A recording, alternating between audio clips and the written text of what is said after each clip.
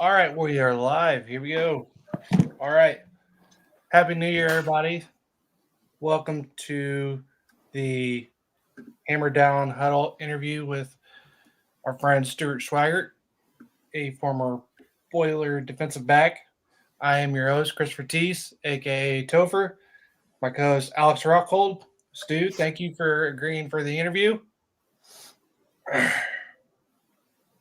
Forgive me if we don't remember your playing days because I was early in junior high and don't just starting to get into football. Alex here is much younger and doesn't remember much because How old are you guys? I am 34. Okay. And I'm 26. Okay. So yeah, and that puts me back basically really early. I 3 years old, right?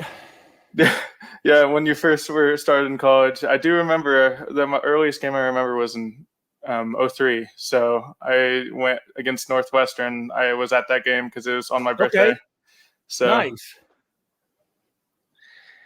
And I just remember you being number 9 because that was my favorite number, and that's one of the big things that drew me to you. Yeah, that was so 9 is my number, but then in the NFL I wore 30 because back then the DBs couldn't wear single digit numbers. So all right. So you're from Saginaw, Michigan. Yep. You were an option QB as well as a safety. Yep. You were drafted in the 3rd round by the then Oakland Raiders. Yes, sir. All right. Question 1. Here we go. So what have you been up to after your football playing days have come to an end? So let's see. So my last year of pro football was in the it's called the United Football League, and it was a good league. All former NFL coaches and players. I would play for the Omaha Nighthawks. Let's see. In 2011, I was the defensive player of the year. I led the league in interceptions and tackles. So 2012 was my last year.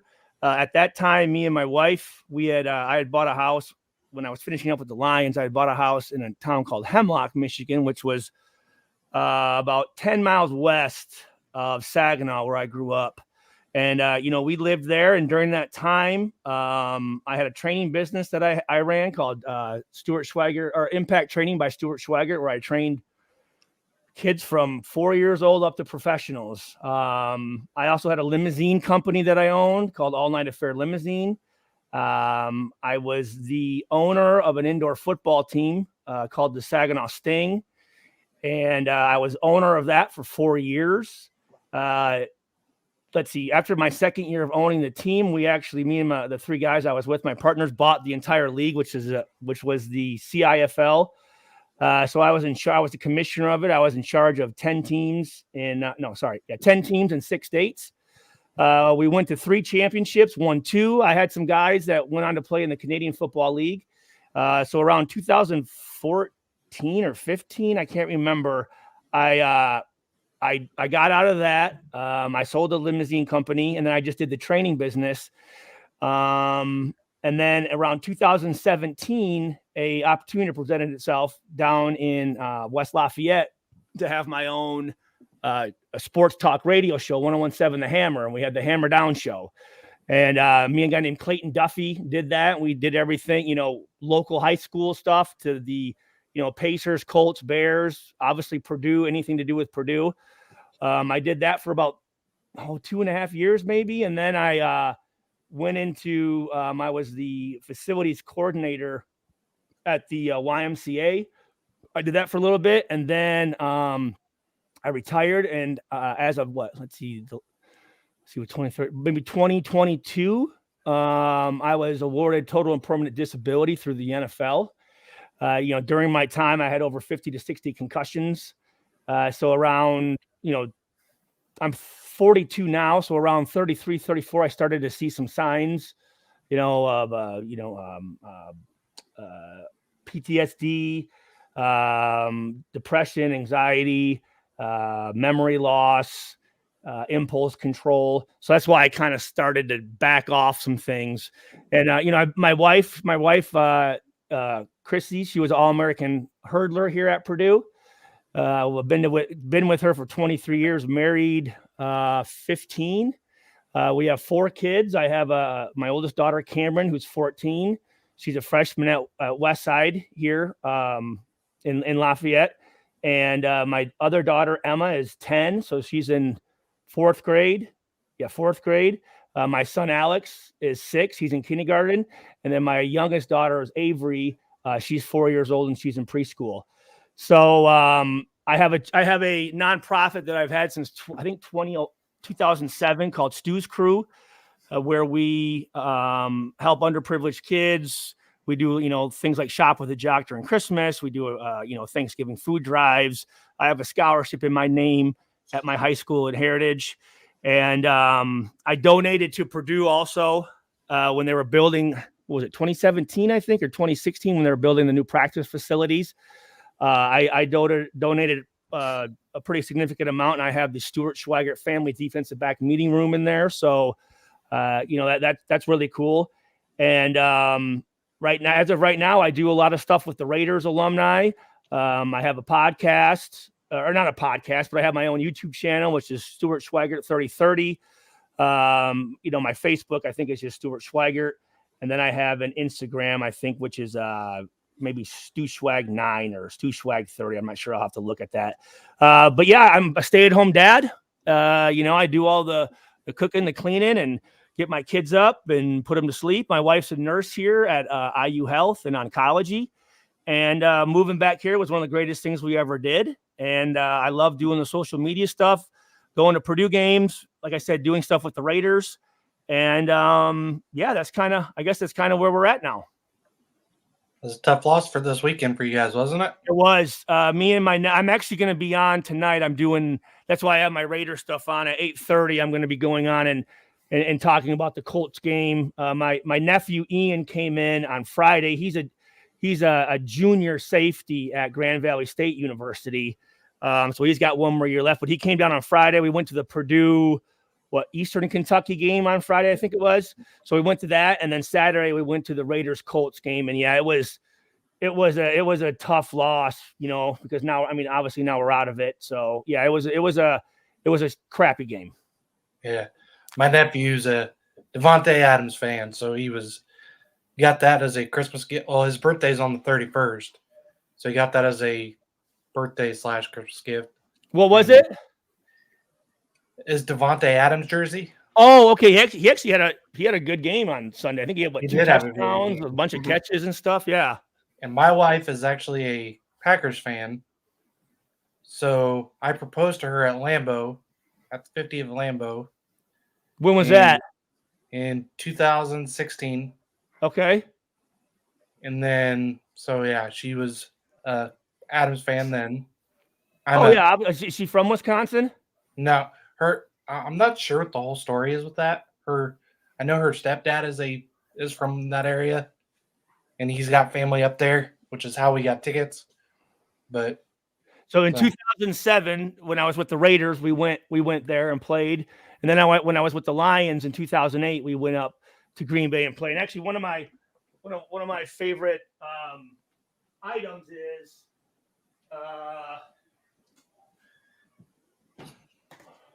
here's a game ball from in 2007. I intercepted Brett Favre in Lambeau Field, so this was a pretty important piece right there. Oh yeah, yeah. But I love playing at Lambeau. I always say, coming from Michigan, I love the cold weather, so I'd much rather play in Lambeau in December than Miami in August. So when I was with the Raiders, it was in December, and when I was with the Lions, and actually with the Lions, it was when we went 0-16, and that was the last game there in Lambeau. So, but yeah, I got a chance to play there twice, and it's crazy because you're just driving through it looks like just a residential area, and you turn right, and all of a sudden there's the stadium right there. So it was kind of crazy. Yeah, for sure. So, it's awesome for me. I'm born, raised in Indiana. So I love when Purdue athletes and stuff like that, come back home per se is what I say. So I was born, raised 40 minutes away. So, and whereabouts is that? We are both Frankfurt hot dogs. Yeah. Oh, Frankfurt.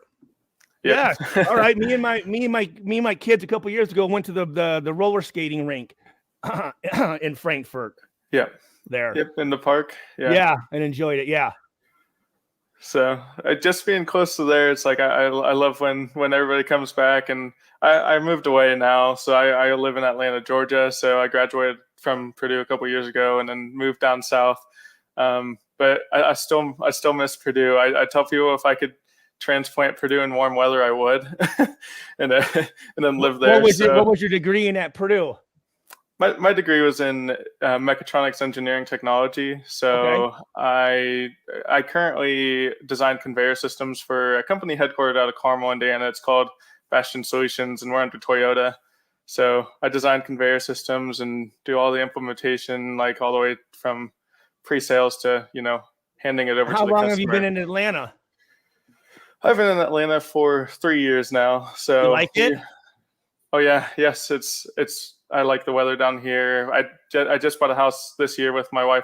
Congratulations! That's a big sell or a big purchase. That's awesome, man. Yep. So we're settling in down here some.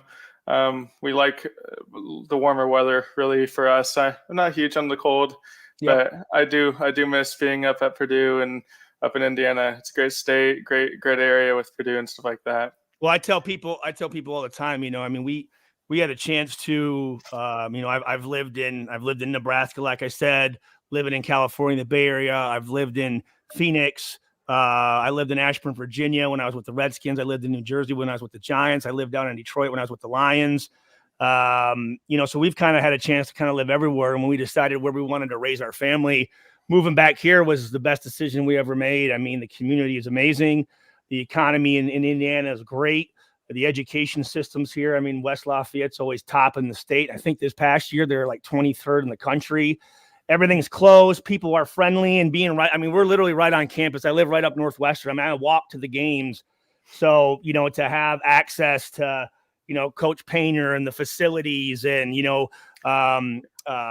gosh, why am I forgetting his name now? But the volleyball coach, Dave Shondell. Yeah, Shondell's like, let me know when you want me to work with your kids in volleyball, and Painter when you want me to help your kids shoot when they're ready to go. And so to have those facilities, take my kids to the games, and to be able to do all that stuff is really, really awesome. Yeah. My dad also he was Purdue graduate. He texted me and he said to Frankfurt, Indiana, we have the Blue Chips anniversary game in January. Shaq and others won't be there, but the movie The Blue Chips. Yeah. That was one of my favorite movies. Nick Nolte, Anthony Hardaway, Shaq. Yeah, that was great, man. Yeah, Coach Painter was even on that. Coach Painter was in that. Yeah. Was he really? What? Yep. I didn't know that. I'm not sure he was. I don't remember seeing him. I think he was, but I watched it recently, and I'm like, they filmed that in Frankfurt, or what does Frankfurt have to do with it? Home gym was the Frankfurt High School gym. Was it really? Okay, that's pretty cool. I didn't know that. So it was cool. Growing up, played basketball at Frankfurt, so I'm 6'5". So. Oh, okay. Did you guys play football? I was not a football player, actually. No. I played all the way up until 6th grade, and I did not grow as quickly as anybody else. And I was like 80 pounds and trying to tackle dudes that were 5'7", 150. Yep. So I played up until 6th grade, tackle football and all that. I really enjoyed it. It was just I just did not grow as quickly as everybody else. So it was time for me to move on to something where I wasn't getting killed all the time. No, I understand that. And like I said, I'm 6'5", but I was also in high school 100 and. I was gonna say if you're a basketball guy, you're probably pretty thin then. Yeah. And I didn't want to play a lineman in football, and that was always my fear of. I went out for football just because I was a taller guy. That's where they put me, and yeah. Shit, tight. You could have played tight end, man. I could have. Yeah, that'd been a dream, but. Yep. I got another question for you. Wait, hold on. Let me ask you guys this: How long have you guys been doing this show? This is only our second show. Okay. So on the Boiler Diehards page that you see on Facebook, the creator, Craig Bowers, he and Greg Braggs and other people Joe Jack, they do different, like they do post game for basketball. Okay. And I'm just trying to get it started for football because we have 11.8 thousand members on our page. We all love basketball, but there's also a big gathering for football too. And I don't feel like we're including them enough because we don't have the shows like. Yeah, that's one of the things I'd like to get a little bit more involved in the, obviously right now more of it's tailored towards the Raiders, but I would like to do more involved with Purdue because there's really no one really doing it. You know what I mean? And I've got such a good guest list as far, Rod Woodson and Jim Everett and Mike Allstott and, Kyle Orton and, Drew Brees and Bernard Pollard and these guys that, I've obviously become really, really close with that love Purdue football and would love to talk, Chris Dishman and some of these guys. So it's just hard for me just with having a younger family to have a consistent schedule with things, but I would love to be able to get some things and do some more things with Purdue than I have been doing. Well, I'd love to have you as part of this. I mean, like I said, we're just a Facebook group and with 11.8 thousand, I think it says. Well, do you have a YouTube channel or no? I just created a YouTube channel for this. Yes. What is it? It is Hammer. I know it is. It's at Hammer Down Huddle, correct? At Hammer Down Huddle. Yes. Yeah. So, I mean, we're just getting this started. I think really our goal is like we're starting to do some. Wait, how do you spell huddle? Right there. Huddle? Oh, there you go. Yeah. So, I mean, we're just starting this. We're trying to get this kind of ramped up for the next year's football season. Realistically, like we're starting to do like our first show. We kind of did like a transfer portal and kind of like a 2024 commitment after signing day. Kind of just. We're going to start to do some of that. And like, even like when it gets to summer and like spring game and all kinds of stuff like that, I think that's a lot of things that we're looking to discuss. And the goal eventually is like, post game recap type thing, similar to how we have like with like Craig Bowers and them, they do for basketball. We're trying to kind of mimic that a little bit and have something for football. Cause I really enjoy football. I'm a big football guy. I grew up favorite sport, like I love watching, playing. I played for a while and everything like that. So, well, who are your guys' pro teams then? Oh, the Colts. Yeah, okay. Yeah. Born and raised in Indiana, definitely the Colts. And I was actually not a Colts fan. I was a Saints fan. I'm a Drew Brees fan. Okay. So I was a Chargers fan for a little bit, and then obviously when he got hurt, and then picked up by the Saints, I joined the Saints. And now, after he's retired, I'm staying with the Saints. So yeah. So with my freshman year in 2000, when we won the Big Ten, Drew Brees was a senior when I was a freshman. So I and then obviously playing in the AFC West, we played against each other twice a year when we go down to San Diego and he'd come up. So Brees is a close friend of mine, great player. And it's always funny because I'll have my 9 stuff up and they're like, "Oh, you're a big Drew Brees fan." And I'm like, "Dude, he was 15 at Purdue, man. He stole my number when he went to the NFL, man. 9 was my number." So, because obviously you see the 9 and the Saints, right? Black and gold and all this stuff. And people will come down because I have my wife one year for Christmas got me my high school jersey framed and then my Rose Bowl jersey, then my Raiders and then my Lions and then Omaha Nighthawks. But I'll have like Purdue 9 stuff on, and they're like, "Oh, Breeze." I'm like, no, that was me.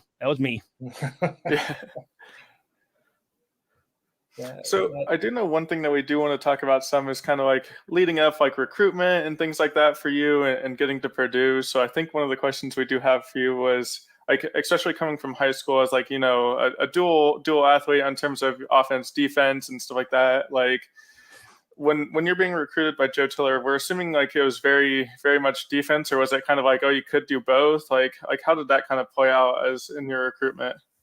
So obviously, okay, yeah. So I'll just start. So coming out of high school, growing up, I started football in 4th grade. I was a gymnast for 10 years of my life. I did Taekwondo. I played soccer. played baseball.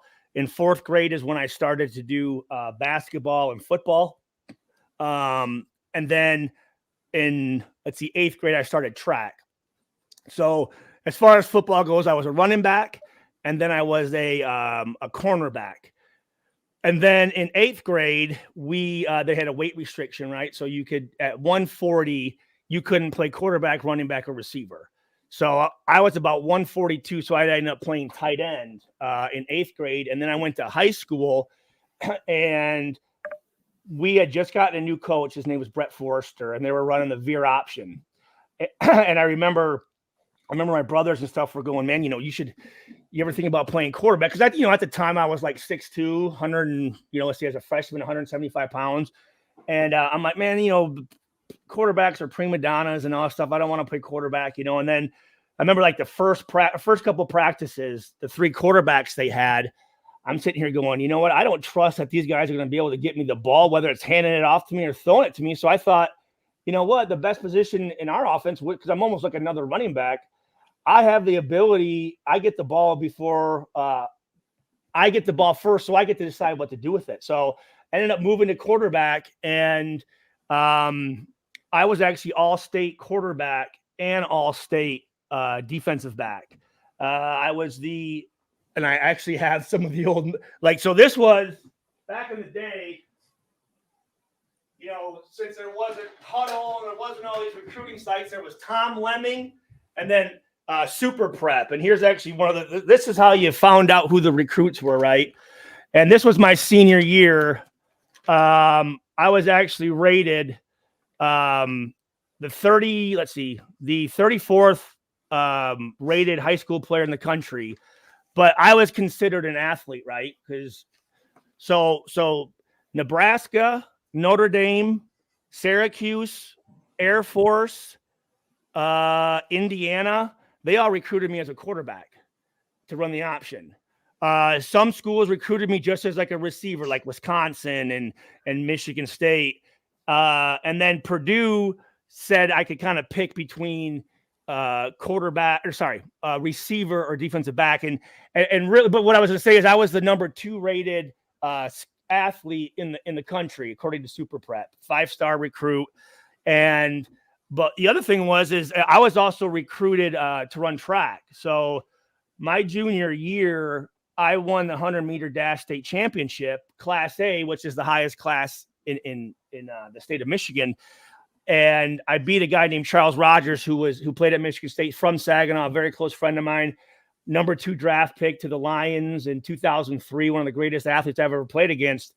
I beat him in the 100-meter dash state championship, set a state record, the fastest time ever ran in a state track meet my junior year. And I think it was like the 6th fastest time in the country at that point.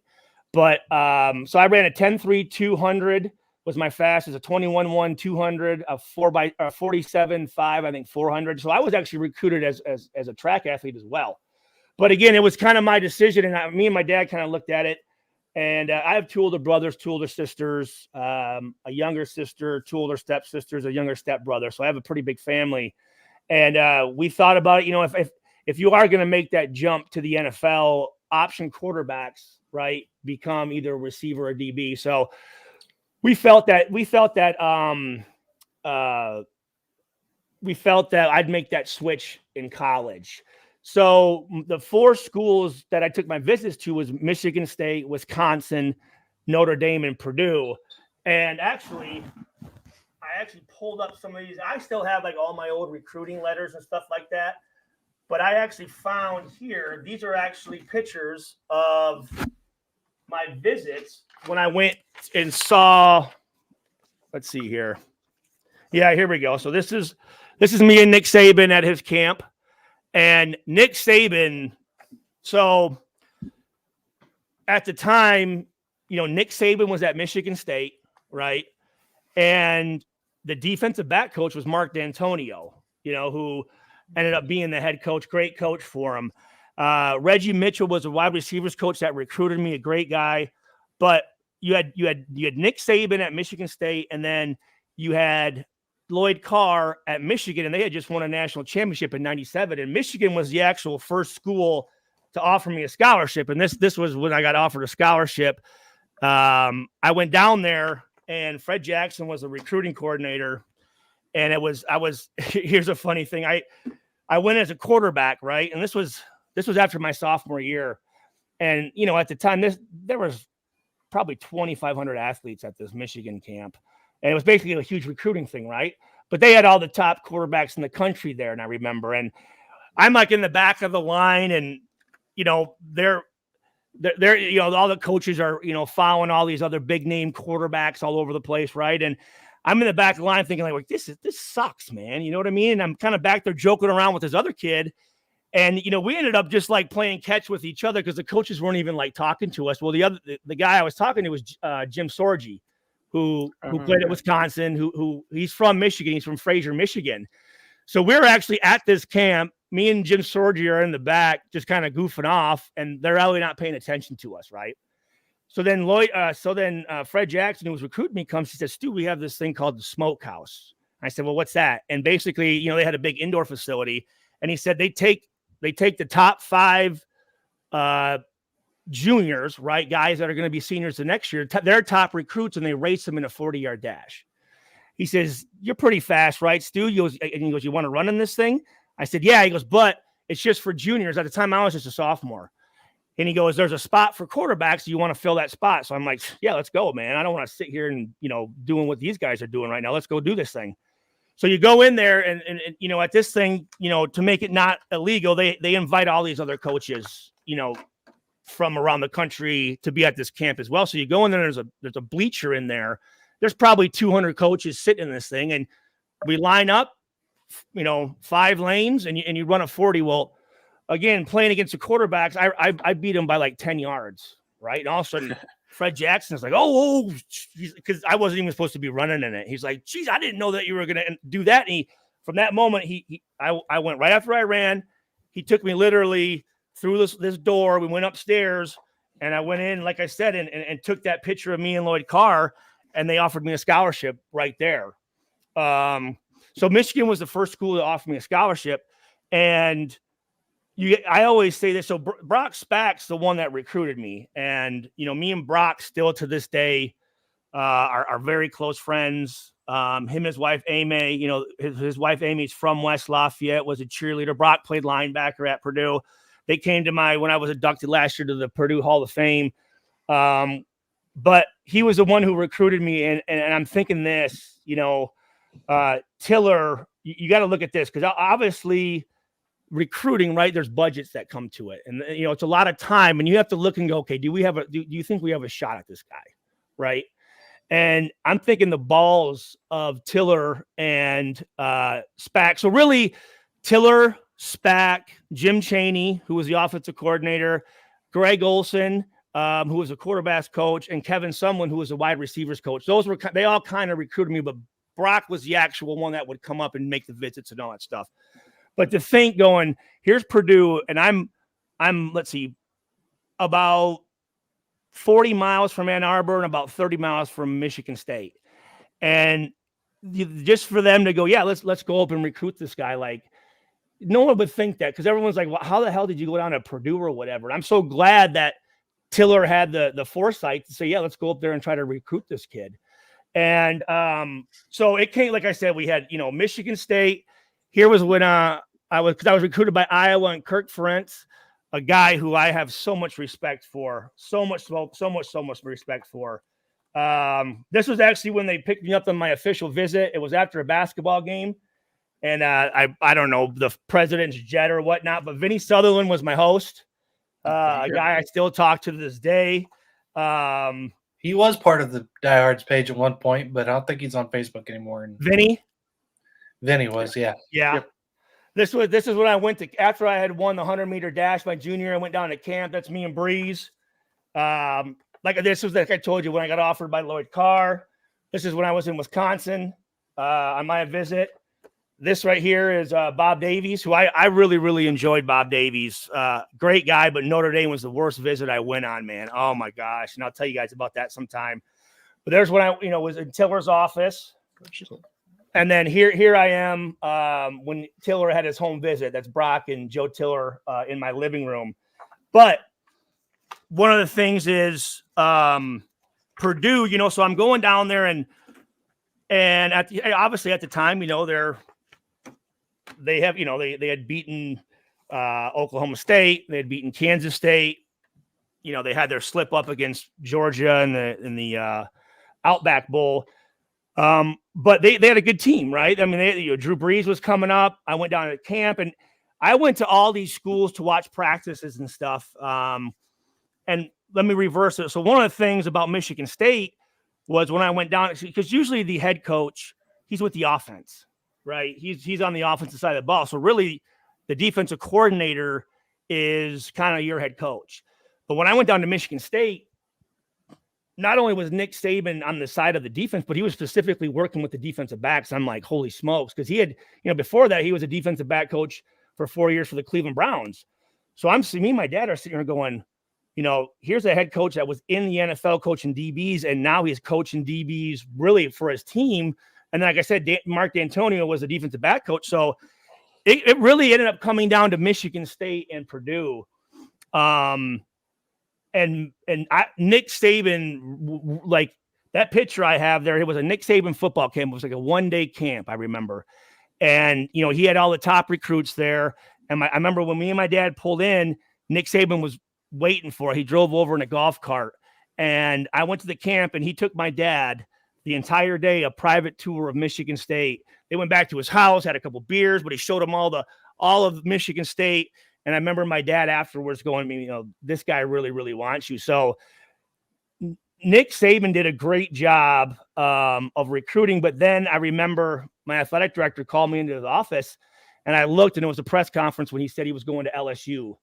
I think he signed the first $1 million contract back then.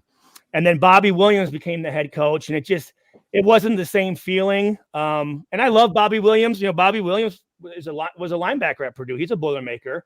And but I just liked the way they were going. And when I went to that camp, I just showed you when it was Drew Brees and I, like I said, Kevin Sumlin, Chaney, Olsen, Brock, and Tiller pulled us up, and they had this videotape, right? You know, back then it was VHS. They had this big, huge box TV or whatever. And we all sat down and said, Stu, we want to show you this video. And it was they took a cut up. They had 5 plays on offense, 5 plays on defense, and 5 plays on special teams. And they said, this is what we see you doing here at Purdue. And me and my dad were blown away by it. We're like, holy smokes. Like, because we could actually visualize. They had a real plan for me, you know, a real game plan for me. And that, it seems like something so minuscule, but we're like, holy smokes, we have a great opportunity here, right? And they're like, you can come in and play right away. And Tiller, that's one thing about Tiller. He's like, I don't care if you're a freshman or not.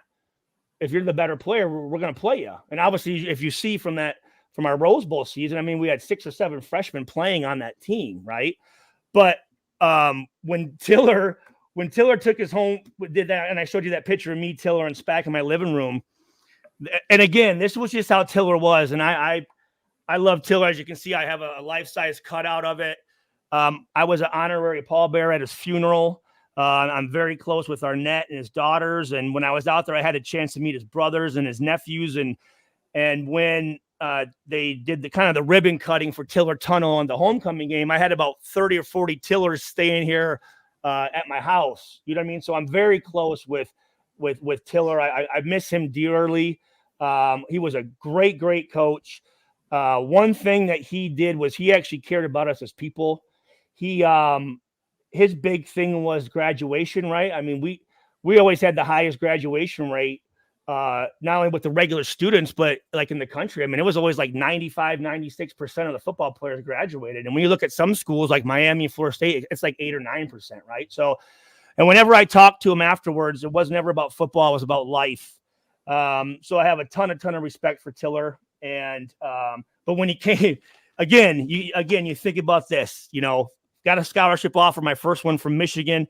They're right down the road. You know, national champions, and you had Nick Saban, and Tiller comes in there, right? And this is his, you know, home visits are a big deal. You get one, right? And I'm in my living room. Brock's talking to my mom about engineering or whatever, you know, because I thought I wanted to be an engineer because I liked to build Legos when I was little. So I'm sitting there and Tiller's just looking at me.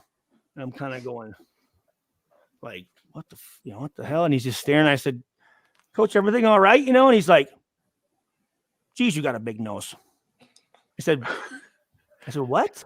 He goes, you know what, Stu? I don't know if we have a helmet that can fit that big nose. And I'm sitting here thinking, like, that's your recruiting line. And I go, dude, I'm going to Purdue. I'm like, dude, this is where I'm going. Because when I went to, and that's the other thing, when I went to these, so when I went to Wisconsin, they were in a bowl practice situation. When I went to Notre Dame, they were in a bowl practice situation, Michigan State. And so I'm seeing all these teams, and the other three schools, it seemed like practice. But when I went to the Purdue thing, man, like everyone was joking around with everybody. Tiller's messing with Spack. The DB coach is messing with Greg Olson, and it seemed like everybody was having a good time. And obviously, it was the best decision I ever made. But here's the one thing about Michigan.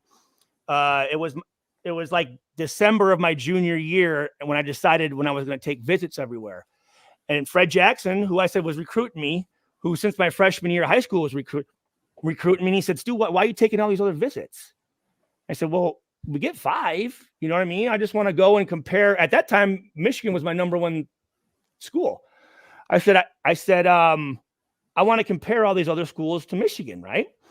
And he goes, yeah, but when you were in Lloyd Carr, that picture I showed you there, when you were in Lloyd Carr's office, you committed to us. And I said, no, I didn't. Because Lloyd Carr is sitting there saying, do you want to come to Michigan? Are you a Michigan guy? And I'm like, well, yeah, but it wasn't, we have a scholarship here. Are you accepting it? Right.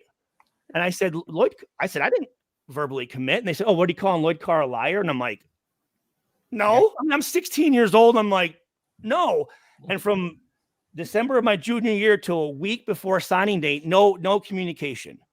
And they would give me tickets to the basketball games, the football games. After I won the state championship, they didn't say anything at all. And it was a week before the signing date, and I look at my, this was back when they had old American Bell caller ID, and I see Fred Jackson come up. I'm like, what the? So I answer it. He's like, hey, Stu, what's up? And I said, what do you mean, what's up? I'm like, this is the time when you guys are supposed to be really whining and dining me, and you're not even talking to me. I'm like, what if I go up there and I don't do well? You guys are going to be on to somebody else, And I kind of gave it to him. And then he said, here's Lloyd Carr's home number. He's got a scholarship waiting for you. And obviously I never made that call, but making my decision to go to Purdue was the best decision I made in my life. Obviously I met my family. I met my wife, my kids. We moved back here and really had a career that I don't think you can write a better career than I had at Purdue. I mean, the playing time, and my freshman year, I led the team in tackles and interceptions. We won the Big Ten. Big Ten freshman year, went to the Rose Bowl first time since '67. And then sophomore year, led the team in interceptions and tackles. First team All Big Ten 3 times. I was a semifinalist with the Jim Thorpe Award. I'm still the all-time interception leader here at Purdue. I think I'm second all-time for tackles. 4 bowl games, and then I graduated in 3.5 years. Graduated early, and it was the experience I had here was amazing. The fans were great. Stu's crew. I had my own fan section. The crowd would say Stu whenever I made a tackle, and I remember my little sister came to the game. She's going, "Why are they booing him?" Like, no, they're saying Stu. So, but I actually found the letter when Tiller actually offered me my scholarship, but there's also a letter that I found handwritten, and it was during they were down in Orlando at the Outback Bowl, right? And he said, Stu, he said, we're at the Outback Bowl right now, but he goes, if you commit to us and you on the team, we'll be in Pasadena next year. And then signed with them, went, and then we ended up going to Pasadena. So it's a really, really kind of cool letter I have. But when he passed away, they did an auction because he had a lot of memorabilia. So, and all of the proceeds went to the what's the Hall of Fame thing here? NFF or National Football Foundation, high school, whatever. There's a Joe Tiller chapter. So all the money went to that. So I went early and went through, and I actually, this is actually Joe Tiller's game day bag that he would have his game day plan in. So I have that. And then I actually have, and I remember him wearing this jacket here This was actually his game day jacket when we were still champion. And if you see here in there, it has his initials in there, Joe Tiller. So, and that Rose Bowl sign was in his private collection. So it's kind of stuff that's very special to me. But like I said, coming here was the best decision I ever made. And if it wasn't for Tiller saying, you know what, let's go up there and recruit this guy, because we have some coaches who oh no, you know what, we don't have a chance with this guy. It's like, you never know. Send a letter, go up there and say hi. I mean, you never know what could happen. But if they don't take that chance, who knows where I go? Who knows what my career is like? I know I'm not going to meet my wife and have my family and be living here now. So, for him to make that decision and Brat to come up and, he was such a great recruiter, great coach, and still a very, very close friend of mine. Like I said, we talk every week. He's now the winningest coach in Illinois State history. So, but yeah, that is, and I kind of made it known that I wanted to stay in the Big Ten. That was kind of my thing. The Big Ten, that's where I grew. I grew up watching the Big Ten. That's football to me. So, like I said, Nebraska, Stanford, Syracuse, Notre Dame were kind of the schools outside of the Big Ten. But other than that, it was mainly Big Ten, all the Big Ten schools. All right. I'm certainly big on Big Ten football and all that. I always the hard-nosed football, that's what I love about the Big Ten. My dad and I always joke about how we wish they would play championship games in the north and the cold. So instead of just playing in Florida every year and stuff like that, I'm like, come up here and play in the cold and have to change your play style. Be a little more run heavy and things like that. I think we always joke about how we wish that they did that, so that you could see that's always bragged about with the SEC and stuff like that. And I think there's great football down here and all that. What happened yesterday, right? Yeah, I mean, that's right. Yeah. Great game. And, all this stuff about how tough the offensive line is and this and that, where they have 8 or 9 sacks. I mean, and the way that Michigan was running the ball, the SEC didn't show anything to me. I'm so happy that they won that game, man. And I think they're going to beat the crap out of Washington. So I think it's going to be a great national championship. Yeah. All right. Well, you did answer quite a few questions that I had listed there, and I appreciate that. So yeah, let's get down to another. So you played in a bowl game every year. Yep. You won freshman of the year in 2000. Yep. 17 interceptions, passing Rod Woodson. Yep. I tied that my sophomore year. 11 was the previous record, and I had 5 my freshman year and 6 my sophomore year. All right. Voted first team Big Ten twice, as well as second team. Should have been 3 years in a row, but in my junior year, I would have probably left after my junior year. But in my junior year, it was about 2 weeks before the season started. And I remember we were having a scrimmage and we're on the red zone, and John Stanford caught a slant. And instead of me hitting him, I kind of jumped over him, and I tore my PCL ligament in my knee. And I was out for about 3 weeks, missed the first game. I think we played Illinois State. And then the next game was Notre Dame, which I'm not going to miss that game. And I came back. I had a really, really good game, but I think I came back too early. And that whole season I was plagued with injuries. That whole year I didn't practice. I just played in the games on Saturday because because my knee wasn't properly right. It just threw my running off, and I ended up getting this. It was called osteitis pubis, and it's where your muscle connects to the ligament or cartilage that connects to your pubic bone, and it was ripping away. And I like I said, I didn't before. I mean, when we went down and played in the Sun Bowl and we beat Washington, that whole month before, I just rehabbed. I didn't practice at all. So my junior year, when I was second team All Big Ten, that was why I was just beat up. All right. So yeah, with all those, what is your most memorable stat and moment while at West Lafayette playing? There's a lot of them. I would say probably I'm going to say a couple of them, but my freshman year, down at, or not down, but up in South Bend, playing Notre Dame. Ralph Turner got hurt, And so I also too, I broke my thumb. And so the first 5 or 6 games of my freshman year, I played with the cast on, right? And my DB coach, Kenny Green, who played at Washington State, was a first-round draft pick back in the, I think, either late 70s or early 80s, was my DB coach for 3 years and taught me everything about defensive back. Because again, when I came out, I was more of an offensive guy. I mean, I led my conference was the Saginaw Valley League, and at that time they had 76 Division I football players out of it, and I was actually MVP of the league. I led the league in rushing touchdowns. I think I had 25 rushing touchdowns. I rushed for like 16 or 1700 yards.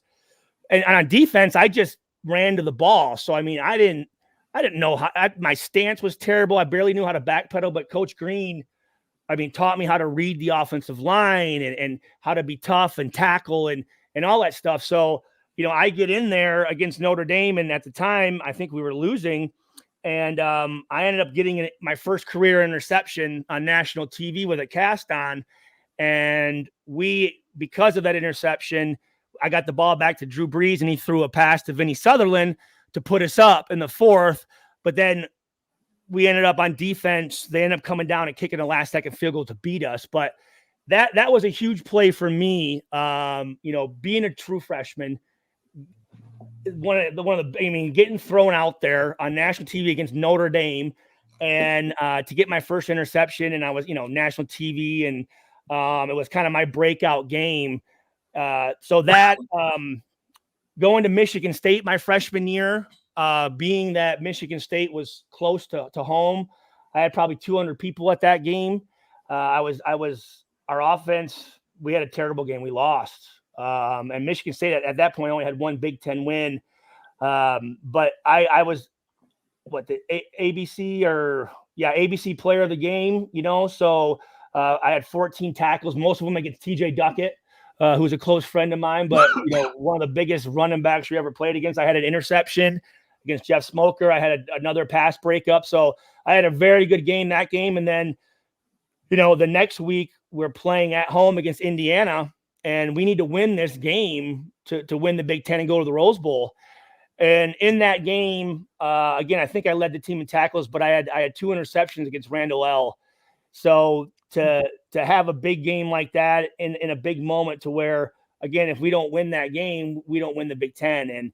And so that was huge, you know, to win. And, you know, afterwards we're all doing the roses and all that stuff. And then when I broke the record my junior year against Michigan State, playing against Charles Rogers, like I told you, a rivalry of mine, but to beat them and tie the all-time interception record was huge. Then my junior year, breaking the interception record against Washington State. And actually, this is kind of cool too. Because in college, you don't get to keep the balls, right? Because it's the other team's ball. In the NFL, you get to keep if you have fumble recoveries and all that stuff. So this was a couple years after. I mean, I was in the NFL at this point, and I came back for a spring game, and one of the equipment guys said, "Stu, here," and he threw the ball. I said, "What's this?" And he goes, "That's the ball." So this is the actual ball that I broke the all-time intercept. Again, like I said, it's Western Michigan on it, but this was the actual ball. So this is. You would think maybe Purdue might want to have this somewhere, you know what I'm saying? But I have it here in my basement. So another very special item of mine. Let's see, beating Washington in the Sun Bowl, having a really good game that game, and then my senior year, we go down to Wake Forest, and I start the game off with an interception, and then I end the game with it was 4th and 1, and Wake Forest was driving, and they were down 4 on like the 22-yard line, so they need to score. And I tackled actually Chris Barclay, who was our former running back coach. I tackled him in the end zone, in the backfield to win the game. So that was huge. I mean, beating Michigan my freshman year, because I remember, what was it? Like 28-10 at half, or 27-10 at half, right? We're down. And where where we used to go into the locker room, that's where the opposing team's fan section was. So all these fans, Schweigert, you should have came to Michigan and and they're just on me. So to be able to come back, beat them, beat Ohio State, go up to Wisconsin, beat Wisconsin with Craig Terrell blocking the field goal in overtime and Ashante Woodyard picking it up and scoring, beating Wisconsin my senior year with game day there. So we haven't beaten Wisconsin since my senior year, guys. We have not. And I'm 2-0 in Madison against Wisconsin when, again, they had some really, really good teams. Those are, I'm trying to think of some other special moments, but those are probably the majority of them, I'd say. That's probably one of the last times we've beat Wisconsin. It was. No, it is. It is. Not only the last time we've beaten them at Wisconsin, but the last time we've beaten them, period. That's what, 18 years? Yeah. Or I think it's almost 20. It's 20 now. 20. Yeah. 2003. Yeah. That's crazy. That's one of those, it's funny that you mentioned that, because that's one of the things I know, like, as a fan and, like, even a student a couple years back, like, that was one of the frustrating things. Is like, sometimes we'd play them pretty close, and other times it was like we really got stomped. And I'm like, I hate losing to Wisconsin, because it's like, you want to break that. You want to beat that team that has your number. It's a memorable moment, but not for a good reason. But my junior year, when Ohio State won the national championship, we had them down 6-9, with about a minute and a half left to go, and they throw on a 4th and 1. We send everybody, and they throw a pass up to Jenkins, and he catches it for them to win and go on to win the national championship. And then my senior year, we go to Wisconsin, we go to Ohio State at the Horseshoe, and if we beat them, we knew that the next week they played Michigan and they were going to lose. So if we beat them in that game, we would have won the Big Ten again and went to the Rose Bowl. But we ended up losing in double overtime. We missed a field. Ben Jones missed like a 20-yard field goal and ended up losing that game. So that's a game I remember. Then also my senior year, we go into Ann Arbor, and at the time I think we were like 9th in the country, and our offense just completely just imploded, and we ended up losing. So that's another game that here's one.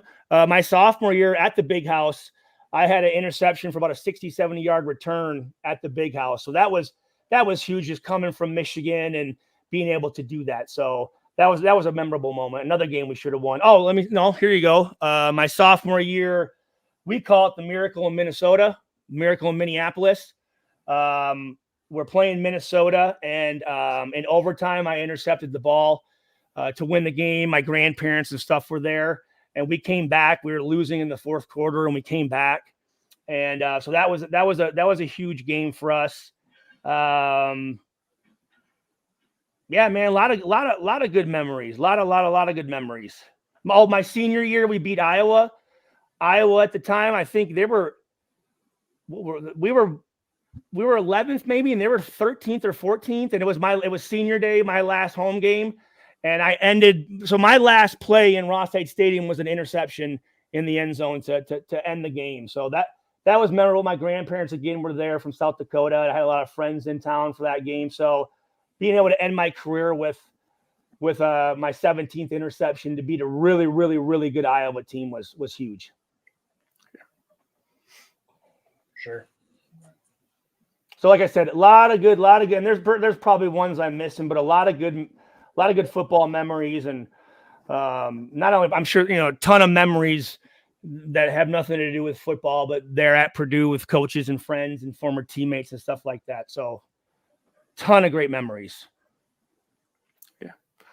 So somebody submitted a question from the Boiler Darhards page, and they said, what was your initial reaction the first time you heard the student section and the fans yell "STUUUU"? So I did find one of the STUUUU crew shirts. Here's one of them.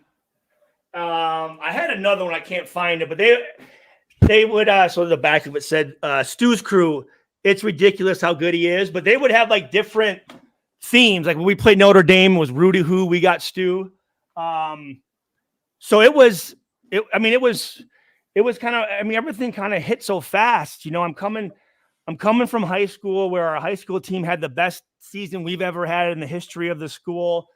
I had, finishing the way that I did MVP of the league. And then, and I was a basketball player as well, but then having track and then coming to Purdue and, leading the team in interceptions, leading the team in tackles, winning the Big Ten, going to the Rose Bowl. I'm like, dude, this is like easy. You know what I'm saying? Like not easy, but I'm like, dude, like we're going to be going to the Rose Bowl every year. Like, I got this college football thing down.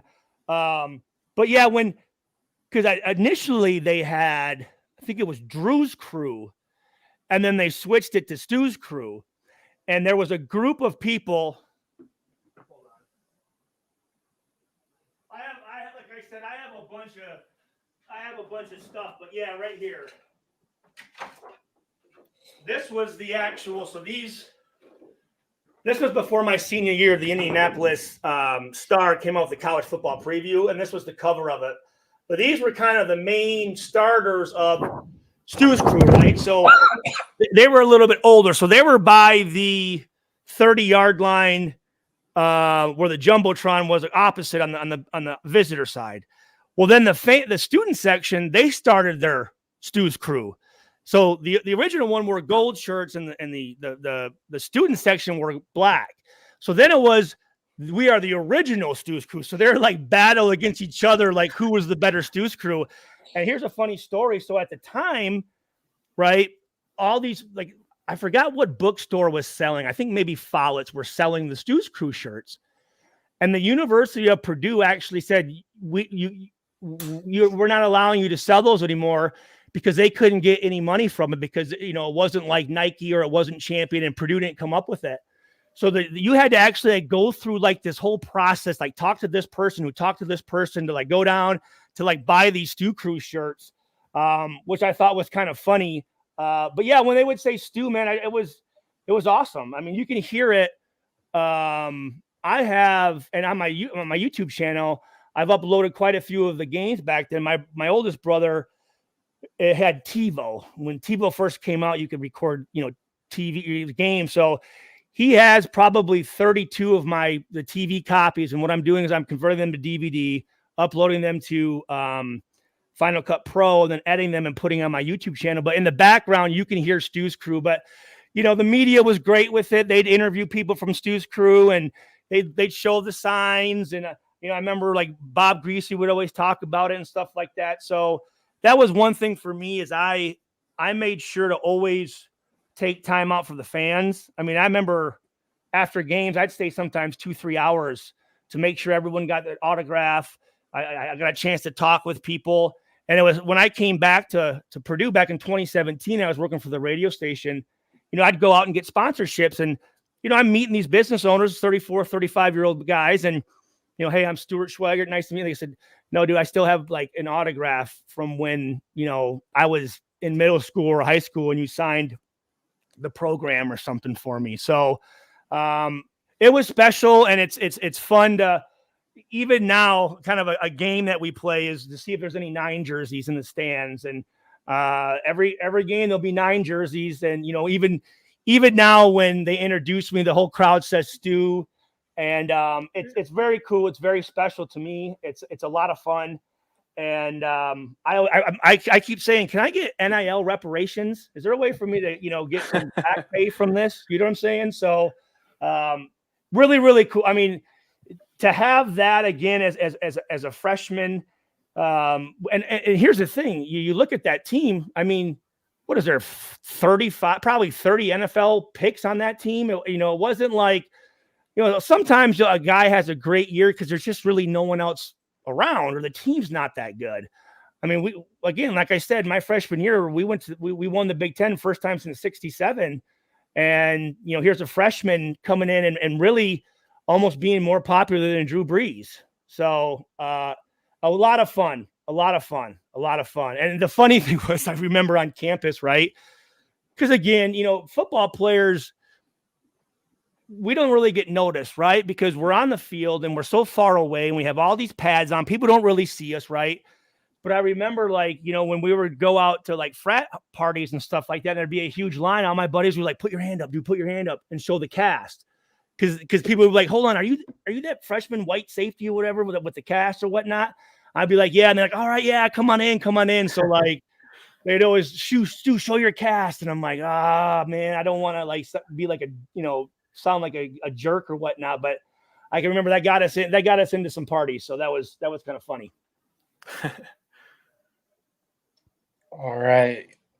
I'm going to go ahead and skip down a couple more because we have now been doing the show for an hour and we all got things we got to get to. Stu I can talk. So we'll skip down to, let's see, I'll go down to question 25 on the list there. Alex, being one of the only defensive backs ever to win Freshman of the Year award, what are your thoughts on our current Freshman of the Year, Dylan Thieneman? So I talked with Dylan Thieneman. That's one of the reasons I came back to Purdue was to mentor guys, talk to guys. So I was friends with the older Thienemans. I remember Dylan when he was just a little kid, when his parents would bring him to the games and stuff. So he was very, very fun to watch. I said, I will say this. So I remember was going, and really, if you look at it's kind of the parallel and the similarity between my freshman year and his freshman year. It's kind of uncanny, right? So the very first game he starts in is against Fresno State, right? The first game of the year, gets his first career interception to get the ball back in our offense's hands to go down, score, to go up, and then they end up losing. And like I told you, my Notre Dame game, right? First interception, get the ball in our offense's hand to go down and score, but we end up losing. And then you look at his last game against Indiana. What does he have? He has 2 interceptions to win the game. My freshman year, Indiana, 2 interceptions to win the game. But going into that game, I didn't have a chance to watch it until later. And I'm going, okay, I know he's got 4 right now. He needs 1 more to tie my record and then 2 to win it, right? To beat it, right? And I watched.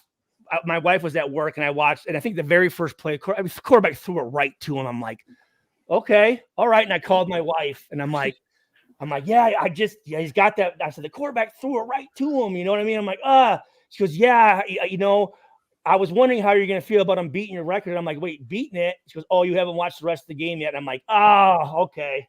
But I said, congratulations, great kid. I talked, like I said, I got his number from his older brothers, but a great family. I guess if there's a kid that's going to break any record so I will say this, guys, it took me a couple days. It did. Like it was weird. It was a weird feeling to have somebody do something that I didn't do, right? Because I've just been so used to always setting all the records and having the records and always being a guy that can say no one's ever done that. And also too, led the team in tackles, right? Led the team in interceptions. I was the defensive freshman of the year. Like he got that as well. The offensive freshman of the year was a receiver from Texas, Roy Williams. Big Ten freshman of the year. Did he make, what was he? Did he make all conference anything? I didn't see that. I believe so. He made one of them. I can't guarantee it was like first team or anything like that. It might have been second team if I remember right. But I mean, even like 6 interceptions, if he didn't make first team, it's like, well, he maybe should have. Yeah, it's tough when you're a freshman, right? And and also, I want to read the text. Excuse me, the text message that I sent him that day when I found out he had broken the record. So I said, I'm just getting a chance to watch the game now. Congratulations on breaking my freshman interception record. So here's where I kind of threw in a little bit, like a little self brag. I said, when we beat Indiana my freshman year to win the Big Ten, I picked off Randall L twice, and I just saw your second interception in the first half. So let's see how many you can get. And he said, thank you and sorry for the record, but had to be done. And then he said, is Randall L, who the Big Ten Freshman of the Year award is named after? And I'm like, yep, it is. And then he said, let's do it. let's do, he said, now you got your let's do it. I know you got 17 total at Purdue. That's the goal right now. And I said, yes. And I said, so I sent him the award of my Big Ten Freshman of the Year award. But I said, man, you're hot on my trail and I couldn't be happier. It's you, brother. Also, please tell your mom and dad I said hello and congratulations on being tell them congratulations on being the proud parents of 3 badass Boilermakers. And he said, thank you so much, dude. That's awesome. And he said, I'll let them know. So, but, just kind of like, would you guys win 5 games and some quarterback that no one knows you intercepted? But that's why I was kind of like, when we won the Big Ten and I picked off Randall L. So I was kind of, messing with him a little bit. But yeah, it's, again, a great season. And I talked to him one time for about an hour and a half and going over some things that I saw. And, he's, like I said, great kid, engineering student.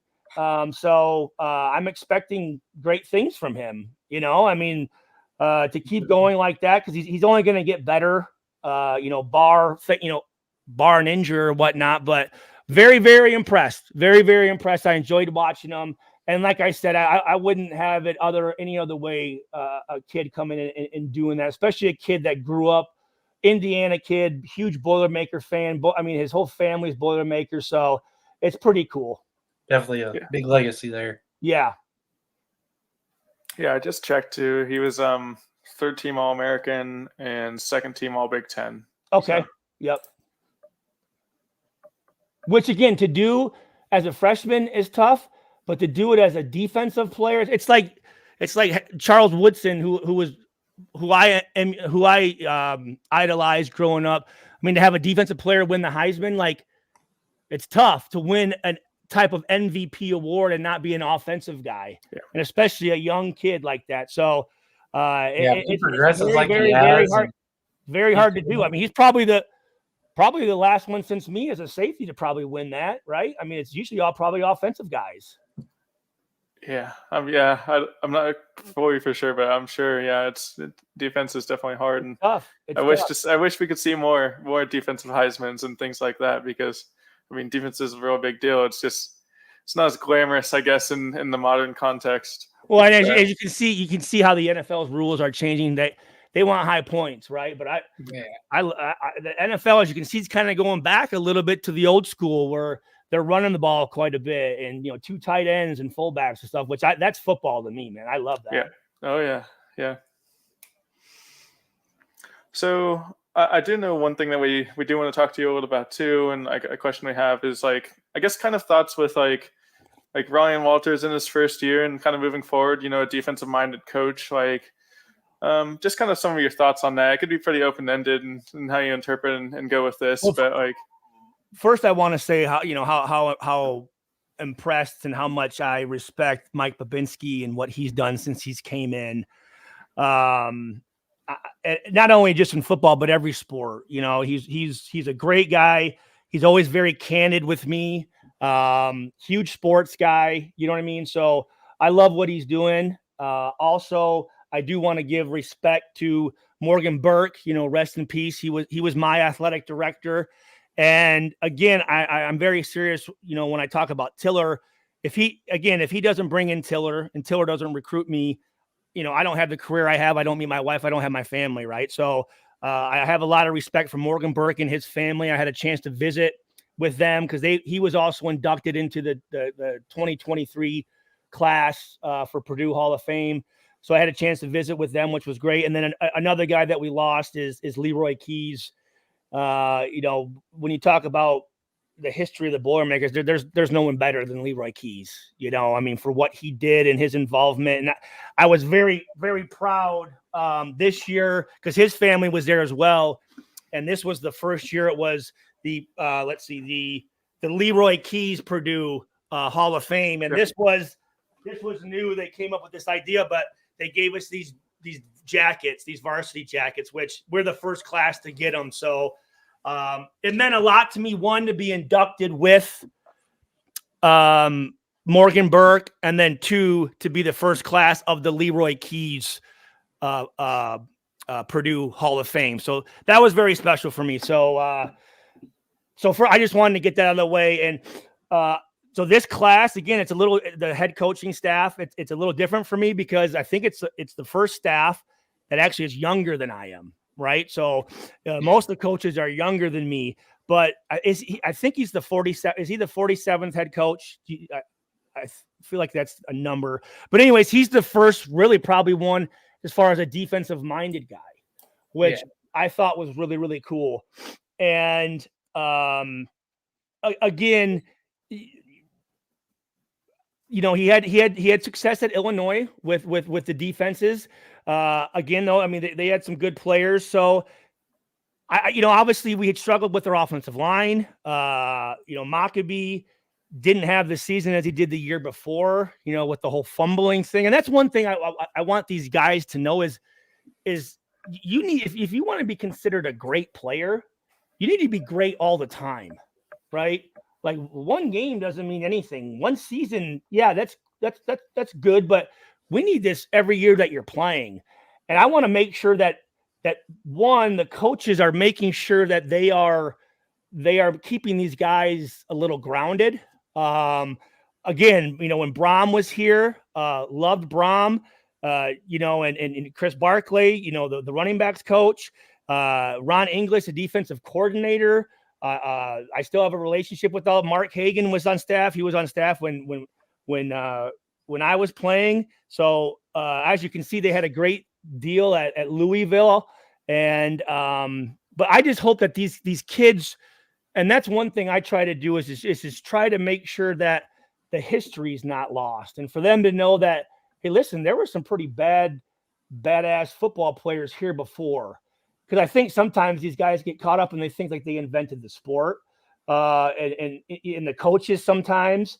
And one thing I've always, and not only just me, but again, I bring up Mike Allstott, right? Kyle Orton, Chris Dishman, Jim Everett, Sean Phillips, and these guys. We have guys, for one, Chike O'Keefer, he lives here in town. I wish they would involve some of the alumni a little bit more in some things. I think you have some resources here. And I think not only do you have resources, but you have guys that when we played here were really, really good and had very successful NFL careers. So you would think, maybe just pick their brain a little bit, maybe call them up or whatnot. And, Ryan Walters, one thing I liked about his when he got hired was open door for the alumni and stuff. And I haven't seen it. I haven't seen that. And I'd like there to be a little bit more involvement. I've had some issues with that, the way things have been handled a little bit with the alumni and different things. And that needs to change. That really, because we have a lot of guys, former players, that want to get involved, and they make it very hard. And it's like, listen, guys, we don't want to be coaches, right? We don't want a job. We just want to be able to come watch you guys play football. And if we want to come to a practice or maybe have us come in and just, hey, when you guys were here, what do you think about this? Or, this game coming up, or what have we been doing? I would like to see them use some of the resources, because to me, it's stupid not to. I mean, sure. I would be doing that all day long. Like, what do you guys think? You guys had long careers. And again, it's not as if we had a tremendous season. Now, yeah, was it a tough schedule? Yes, but there were some things I saw as far as offensive things that to me was a little upsetting, or I guess I was a little confused on some of the situational stuff or some calls that were being made. And, but again, even defensively, there were some things that I wasn't really keen on and was wondering why they were doing some things. But you got to give the guy time. It's a system. I'm excited to see the recruits that he has come in. I know I did, and I've actually spoken to. Let me see here. Let me just pull up the recruit list here. Let me see his name. He's from Grand Rapids. A safety. Where's he at? Yeah. Hudkins? Yes. Yeah. Yep. Ty Hudkins. One of the last time. Yep. 6'1", 180. I watched his highlight film. I think he looks good. I saw some of his interviews. I looked him up on social media, just said, "Hey, welcome to the family," and he wrote me back. So I like that. I will say, I mean, again, for me, which I'm looking at this safety, and I haven't watched any of his film, and maybe you guys can tell me about this. At 190, but 175. Sometimes big truck beats little truck. I don't care how big you are. These guys are big, man. And that was one thing that we've had problems with previous staff is like Daryl Hazel, who personally loved the guy, was one of the nicest guy ever, but maybe not the best head coach. But I'm looking at the guys coming in and the body types of them. I'm going, this guy's just, they're just not big enough. I mean, that was one thing Tiller would do and SPAC is, our DBs were all over 6 foot, 6'2", 6'3", because again, if a guy can just go like this and outbeat you, that's not going to work, man. You need size to compete with guys. So I'm excited to see the staff that the recruits that he brings in. And then as far as the transfer portal, did we lose anybody? I don't even know on that. Yeah. We have quite a few outgoing. What? How many? Yeah. I think it's about 20. Which you're going to have some that 20? You're going to have some that are not didn't get the playing time they want, and there's some that are kind of going down to mid majors and stuff like that. But there are a couple. There's some big ones that are frustrating losses, like Nick Scorton. That's a frustrating one in the portal. Really?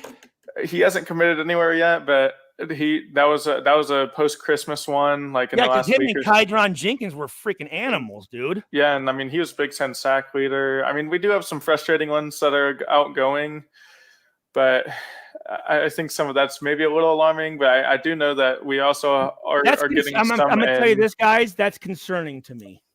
That's not.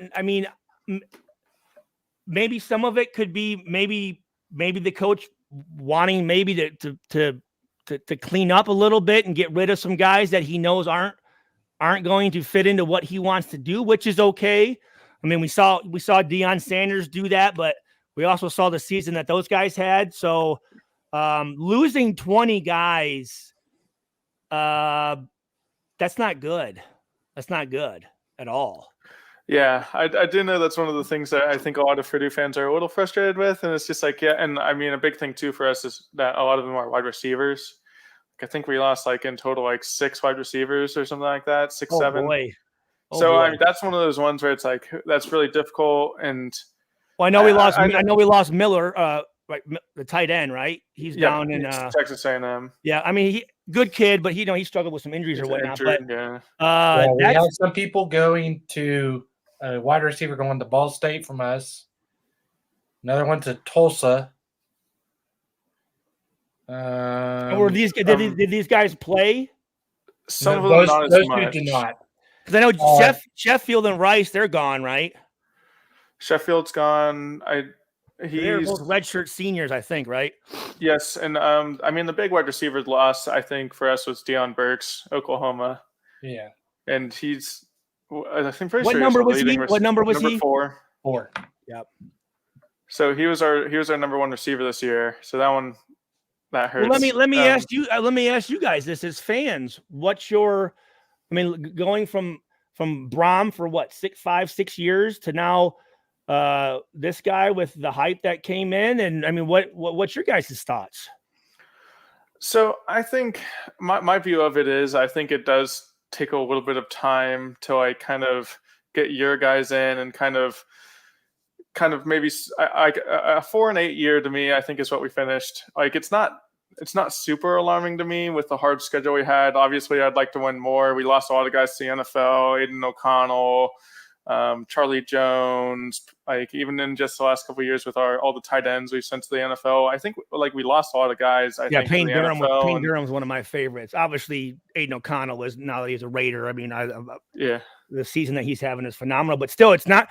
Here's the deal: that the thing is you're taking over a pretty good program. It wasn't like Brom was a fire because he wasn't doing well. We lost him because he was doing so good. So. You inherited a pretty good football team. Yeah, did we lose a couple guys? But everyone's going to lose a couple guys. In the Big Ten, you should be able to replenish, especially with the seasons that we had, So Sorry, go ahead. I just wanted to make that point, but go ahead.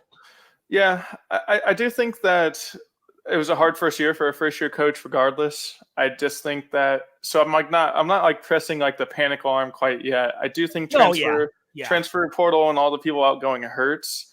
Have we got, let me ask you this. Is there anyone that we've picked up? We have pick up quite a wide receiver from UCLA. That was a 3-star transfer.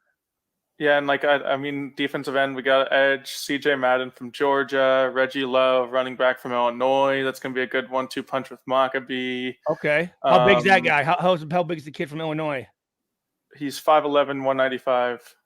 Because the one guy that I really, really liked that I wish he was still around was Tracy, man. I thought he was a stud, man. And he was a bigger running back. I liked his body style. Yeah, he's going to NFL. Yeah.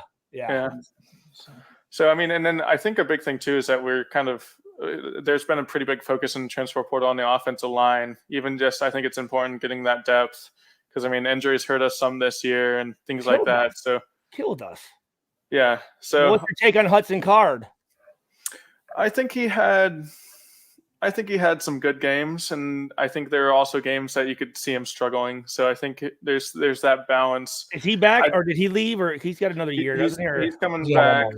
Okay. Yeah, and I think if he could, lower his turnovers some, I think it's going to make a world of difference because I think he has the good measurables and good athlete, and he can obviously scramble. Well, I'm going to tell you this: one place that we struggled was before half. Seemed like before half, every time we'd get the ball back with like 2.5 minutes or 2 minutes, and it would be 3 and out, and also we give the ball back and they end up scoring off of it. Or our short yardage, I thought was terrible. Our short yardage goal line was terrible. I mean, the only play that I really saw as running play was just this little read up the middle. I mean, we ran that same play, and I'm thinking read option, there's got to be an option to it. We never really pulled it. You know what I mean? So it was just so easy for those guys to cover us. I didn't like our running game, or I definitely didn't like our short yardage. I thought that was just atrocious. I feel like Card did get better as the year went on with decision-making on seeing open spots and running himself downfield. And then, like you were saying, on 4th and 1 or even 1st and goal, running a shotgun and then handing a run pass option. I can't stand it. Here's the thing. It's 4th and 1. You got to go. You have to get 6 yards before you even get to the line of scrimmage. Like, up there, get under center, get a fullback, and just dive that thing, man. Push. That's right. Yeah. Gosh, or just do the QB sneak or something. But to sit back like that, especially when you have an offensive line, especially a center guard area, where I know at one point, I don't remember what game it was, but what was it, our 4th-string center who had just gotten there like a couple weeks before or something, or that spring before, like barely had any playing time. And I'm going, I don't know, man. You need to make some adjustments on as far as that goes. I thought there were times that we just got out coached. I thought there were times where it was clock management was an issue, bad use of timeouts, bad use of not challenging certain things, and there were things that needed to be done. And again, I might be a little tough on them because, again, they're not reaching out and using any resources, man. Like, if there's guys that they're conferring with that are just, whatever, and they're still going, well, at least they're trying. But dude, do something, man. I mean, you're struggling in some areas. And if we don't have the play of Scorton and Jenkins, the 5 games we won, I bet you we lose 3 or 4 of those. You know what I mean? I mean, that's not scheme, guys. That's just 2 guys just rushing and being bigger and faster than the guys they're playing against. That's not a scheme thing. And that's one thing I wanted to see. There was a special formula, right? I have the formula to get interceptions and stuff. Well, you had some really, really good defensive backs. You had some really good defensive backs at Illinois. And I'm looking at the schemes, and the one thing is I don't like how far Thieneman's back. I mean, he's back 30 yards. That's tough, man. That's tough. And when you're doing that, one, if he does come down, you're making one-on-one tackles with running backs that have a lot of space. That's not easy to do. And secondly, you're really playing with 10 on 11. I mean, he's just so far back there. I don't understand why you need someone back there so far. This does kind of raise one question I had, and I noticed in some games, and there's specific times during the games that I thought the defensive scheme seemed a little interesting. Like, I know like it was a big thing with sticking to man to man all the time and kind of trusting in your guys, but there's one game where there's like a minute left in the half. It's like we kind of just need to lock in here, and if even like hold them, but you're not trying to. You're just trying to keep the big chunk plays, and we're still running man to man, like real tight coverage, and people are getting beat, and like Thieneman's so far back. That's one of the frustrating things that I noticed in one game where it's like we gave up a huge like 30-yard pass play when it's like Thieneman's way deep. We're getting beat in man to man. It's like I wish they would run a little more. It felt aggressive. That's what the playing calling felt aggressive to me. So. One thing that I saw that bothered me, and it was a theme not only for us, but even in the NFL at times, when teams would run like a bunch set right here, right? And you said, we're playing that man, right? What you do is you lock, we call this guy the point, right? So the corner here, or nickel, or whatever you want to call it, you lock him, right? He's erased. And then what you do with the other corner out here, and let's say the safety, you just in and out these guys. But what we would do, we'd still play man where this guy has this guy and this guy has this guy. And what you can see is this guy's running up in and this guy's running up in here. And what it's doing is this guy's going across right now. And you're asking this guy to come all the way across to try to guard him? No, just have this guy cut him off. I mean, and they were using that quite a bit. So I could see specifically coaches were game planning against certain players and at certain situations. And you could see, and a guy that I loved when he came from Virginia, I loved his tape, a physical guy, but Cameron Allen, you could tell he was getting picked on. When you're playing, it's not zero coverage, but you have a middle of the field safety. But again, he's so far back, he's not there. When you're asking a guy man to man playing off to cover the slot receiver, that is the hardest position on the defense to do. Typically, you put your best corner guy on there because he can go inside, he can go outside, he can go deep, right? There's the whole passing tree is open for that, and it's tough, right? And as you can see, if the line's not getting there, you're asking a guy to cover for that much time, and it became a liability for us. And I'm going, like you said, yeah, it's aggressive, but here's the thing, guys. As a coach, and it drives me crazy, I understand coaches have their systems. Okay, this is what I run. Yeah, but you know what? Your system is dictated by the players you have. You have to make adjustments to put your players in the best position that they can be. And each player is different. You don't you don't try to put a square peg in a round hole. If the guy can't do that, and that's not his best attribute, change it up. Put him somewhere where he feels comfortable, because again, a coach's job is to put those 11 guys in a position for them to be successful. We knew Coach Spack, if he made a call, he's making that call because through practice, through film study, through looking at the opponent, for knowing us, this is what's best for us against these formations and these personnel groupings, to put you guys in positions to be successful. And I thought there were times this year, I mean, yeah, they still beat us 41-13. But I know the one commentator was talking about how it looks like he was disguising a lot of man and then dropping into like a little zone, and it worked at times. And I mean, so I was hoping he'd kind of get more into that, because that was later-ish in the season. So, well, and that's the other thing too. Like you just said, sometimes you'll see things that are working and they'll go away from it. It's like, what are you doing? Or if we're running the ball, and also they decide to pass. It's like, no, you keep running it until they make you pass, dude. Like, that's what you want to do. Why are we going away from some of these things? Or like I said, if a play's working, run it again. See if that defensive coordinator made an adjustment. Run that same, or maybe just same thing, but just flip it to the other side, because they might not be making adjustments. Run it again. Run it until they stop it. Then switch it up. But if something's working, man, or even this, if you watch film the week before and there's a team that's exposing something, here's what you do. You say, let's see if this defensive coordinator is worth his weight. Let's run that same play. See if they made adjustments on it. And if they haven't, keep running it. But if you can see they made it, all right, we're not going to run that play. Let's just go back to whatever, but at least try it. Shoot, and I'm not saying they didn't do that, but I to make a true evaluation, I need to see, I'd love to be there for a whole week and watch how they practice, the tempo in practice, how they film study, how they prepare. Do the coaches hold guys accountable in practice? If they don't make, if there's a play that they mess up in practice, are they stopping it, lining it up again and going to adjustments? Or are they just, you know what, we'll take care of that later on. You know what I mean? Or how is the scout team looking? How are the special teams? How are starters? I mean, my junior year, Coach Tiller said, because we struggle with special teams and certain things. So our junior and senior year, it was all starters out there. And we took pride in that. I mean, we had a lot of All-Americans running down on punt and kickoff. That shouldn't be a position just to let some guy get some playing time. Those games, those as you can see in the Rose Bowl, special teams, man. I mean, football is thirds. Offense, defense, and special teams. One's not more important than the other. And for me, I was this way. I don't want to be off the field.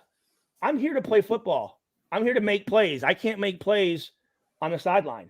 If I'm considered one of the best players on the team and I'm not out there, is my team the best it can be? And that's one thing I really enjoyed about Dylan was he made some really good special teams play as well. Because again, he's a kid that wants to make plays. You don't get drafted if you're not making plays. So, yeah. And I'm not saying that wasn't going on. I'm just speaking generally, but I'd like to see how these guys are preparing, how they're studying, how these coaches giving them pre-snap reads. You got to look at where they're out on the field, the down and distance, the personnel groupings, the formations. That's how you call out some stuff. And obviously, every level down, it gets a little easier, but there should be things that we're seeing. And, I don't know. I mean, again, we can talk about the schedule, but everyone's got tough schedules, man. I mean, you know what I mean? I mean, everyone's playing good teams. So. And I think too, about that. Well, go ahead, Alex. Oh, I was just going to say, it's not going to get any easier bringing in UCLA, USC, Washington, and Oregon, things like that. It's not going to get any easier. Our schedules are going to be hard, I think, basically from here on out. So I think it's like you got to play to win every game. And that's the other thing, too. I would think this, as you're a player, right, you want to play against the best, right? You want to be on national TV every game. And we're adding in these really good teams, and still guys are transferring. And one thing that concerned me about recruiting was there's a kid right now up in Michigan, number one quarterback, right? He's a junior. Number one, not only quarterback, but number one recruit in the country. Okay. And I looked at the top 25 or 30 schools that have just given him scholarships. Purdue's not there. And I'm going, dude, just send the guy a scholarship. Like, who cares? Like, if you don't, I don't think we have a chance. I'm thinking this, if I'm a quarterback anywhere in the country, Purdue is going to be at least in my top 10. I mean, the amount of guys that go to Purdue and have successful at that quarterback position, like, come on, why wouldn't you that? And I'm going, we didn't even send the kid, like, here's the deal. Again, if Tiller took that approach on me, I wouldn't have came down here. But you might send this kid, you might send him a scholarship. He might say, hey, you know what? They're playing, being where he's from is about 3 hours away. He might just come down and, fall in love with Purdue. And that, for sure, that worried me. That I was like, wow, what are we doing here? How are you not being Purdue and the number one, and he's right up the road in Michigan? Just send him, just see what's going on, man. And maybe they did and not, but I didn't, as far as offers went, Purdue wasn't on there. And I'm going, what's going on here? So that was a little concern for me. And again, I'm just being as honest as I can with some things, but again, first year you got to see, but I just, again, it's a concern for me, just them not looking for other resources, guys that played some pretty good football, guys that are local. That shows me that they think they know everything, and that's a concern. That's a concern for me. But we'll see. I mean, I hope things work out. But again, 20 guys leaving, guys. That's not good. Yeah. That is not good. And that kind of leads us into one other question today with the transfer portal and then NIL. A lot of people, a lot of fans, a lot of people on the diehard page saying off season is pretty much free agency now with NIL. Guys, this is no longer college football, guys. It's semi-pro, or not even semi-pro. It's really pro football. And you talk about it is free agency. You know, I guarantee you, people are trying to contact Dylan saying, "Dude, come out to UCLA, come down to Texas. We can." They can't say guarantee, but they can say there's another guy in your position that's making $1 million, right? Yeah. And you got to think about it. Purdue is a small market. You know, some of these teams in these bigger areas, it's just like baseball free agency, right? Like some teams just don't have the money. Manning as a third string quarterback in Texas making more than Purdue, and for the crazy. I know this. There was something I like the nostalgia of you have college kids grinding, right? Because we haven't made it yet, right? We haven't made it yet. I'm thinking, let's say my senior year, you know, we played Notre Dame on national TV. You know, we beat them. You know, I'm player of the game, have 2 interceptions, huge game for me. And after the game, I like me and my buddies, I'm hoping my mom brought me like $20 so that we can go out and buy some beer. You know what I'm saying? Like we're scrambling, trying to like throw money in to go buy some beer and some pizza and stuff. I'm thinking I got in enough trouble having no money, but now these kids making all this money, because here's the deal. Do they know how to handle it? Because again, once you get paid that much, are you really like, you know, I mean, yeah, I want to make the league, but I'm already making this much money. I have this, you know, and if you don't have, then you have 17, 18-year-old kids making more money than the coach. I mean, you've got to hire a CPA. You've got to hire, you know, some type of manager to help you with some of this stuff, you know, I mean, to look over contracts that you're doing. I mean, this guy's giving me this much money. So what are they expecting out of it? Because there's enough problems with NFL guys at 21, 22 getting screwed over. Now you're going to have 16, 17-year-old kids getting screwed over. Yeah, I mean, part of it is I think that I wish there was more regulation with NIL, because it's really the wild west right now. It's just like I thought initially, guys, I thought this. For instance, you know, if Purdue is selling your jersey, you get a portion of it, right? Yeah. If your name's on something, you get a portion. If Purdue says, "Hey, we want you to go to this event and sign autographs," you pay me for it. That's what I thought. You know what I'm saying? But just to have someone cut you a check and write it because they're alumni or some car dealership, I'm going, whoa, like that. What in the hell? You know, it is a wild, wild west. It really is. And some of that too, and I mean, you see a lot of that with Texas schools. Like there's like oil money in Texas. It's like there's just things where it's like people that are just insanely rich, you know, for whatever reason, they're just kind of throwing money at these schools, and it's like, but I mean, it's good for those schools that have like all those resources technically, but it's like for other schools in smaller markets and stuff like that, it's like it's not realistic. It's not. It's almost like you're getting to like this a professional, semi-professional league, like you said earlier.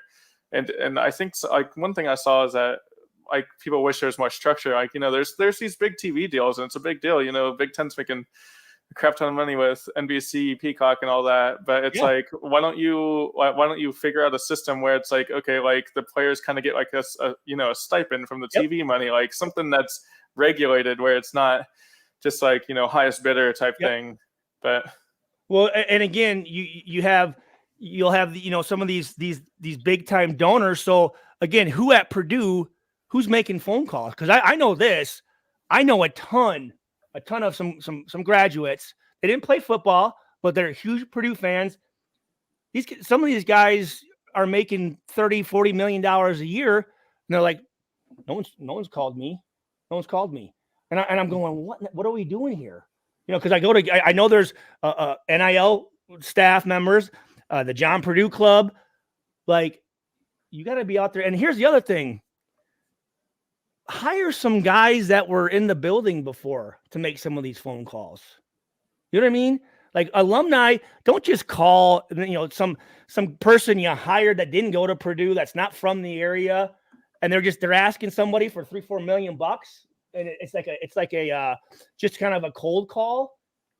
Get some of these former guys in there, the guys that were around, some people that they'll establish a relationship with somebody. I mean, that's how you get these people to donate. I think we're light years behind in that. To having the right people in some positions, man. Get some guys from those eras and get them in that building. Get them in there. It's crucial, not only for the players.